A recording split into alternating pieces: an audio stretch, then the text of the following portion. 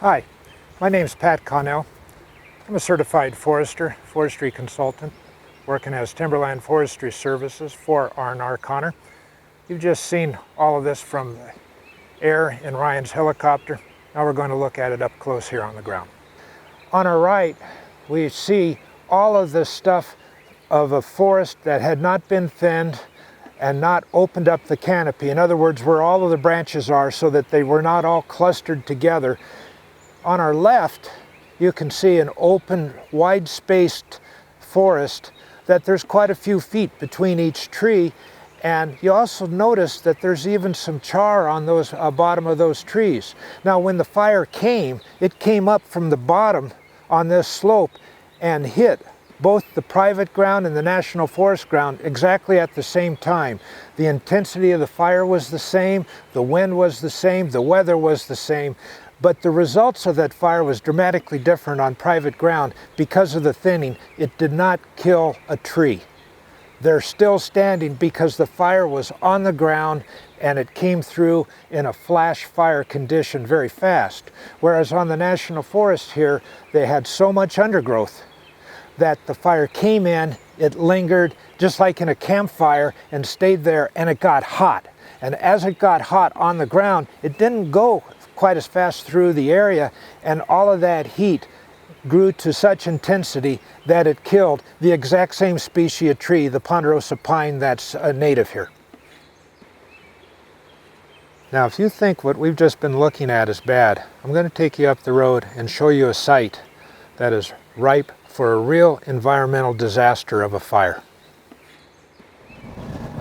I think that it's rather simplistic, but one of the primary presumptions that forestry had for all of the western area that is kind of a fire-adapted community is that, it beats the heck out of watching all these trees burn, cause smoke, pollution, damage water and everything, that instead of watching these trees die, grow old, fall over, do things like that, that we utilize them for these building products. The presumption, again, is this: if we manage the woods, we can do a pretty fair job of replicating some of the impacts of fire without having the negative impacts of having a big fire. Foresters have a real humbling experience anytime we go out in the woods, because we can see things that were done in the past that, with our experience and education and the technology that we have today, we look back at what was done and say, damn, I could have done better than that. Our science is really improving. The technology of logging has fantastically improved. Helicopter logging has only been around to any amount of volume or degree less than a quarter of a century. Can we do that on all ground? No, but it is a tool that you use when other means will cause you problems. You can do nothing in the woods without having an impact, and you have to balance all of the issues that you're dealing with and say, just letting it be natural as though mankind was not here, that is not an option for forestry. What is an option is that we sit and look at the hillside, and maybe we have had a fire, maybe we've had an insect infestation, we got a bunch of dead trees.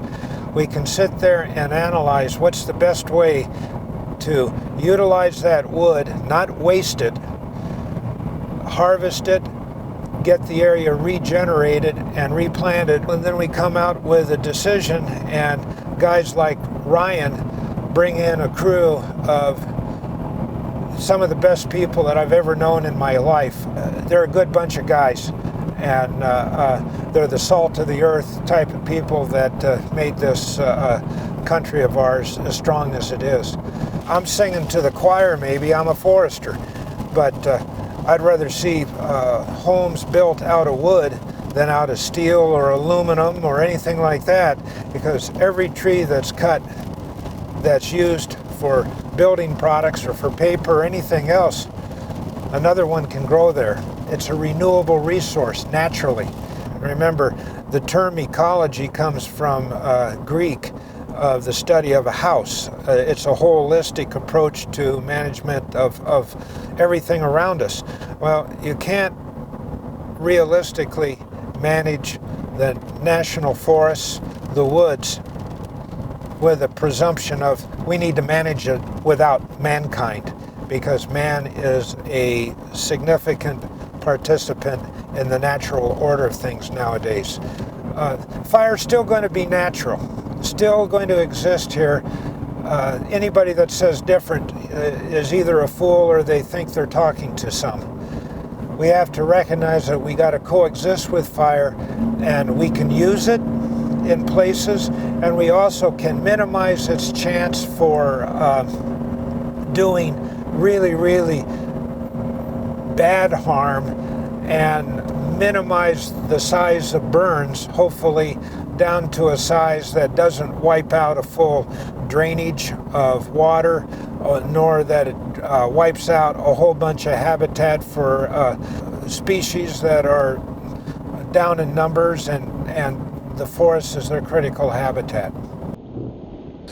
We're out here in part of the area that got burnt, and we've had a thunderstorm come in, and we're getting a little bit of rain right now. That's good, but the thunderstorm is what caused the fire originally in 2000, and what's going to happen now is you're starting to see all of this dead timber from the fire started to lose because of the dead roots. They're starting to topple over, just like this one right next to me.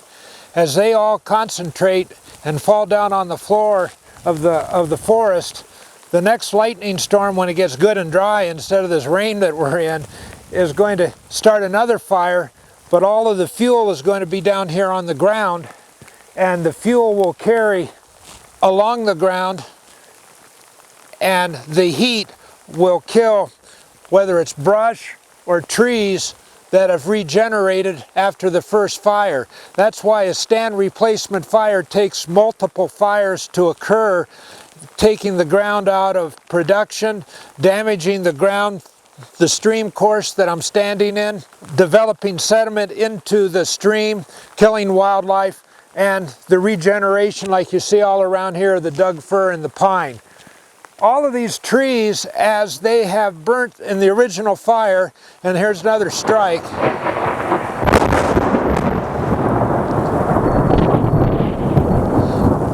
That's Mother Nature. And Mother Nature is not always friendly and happy.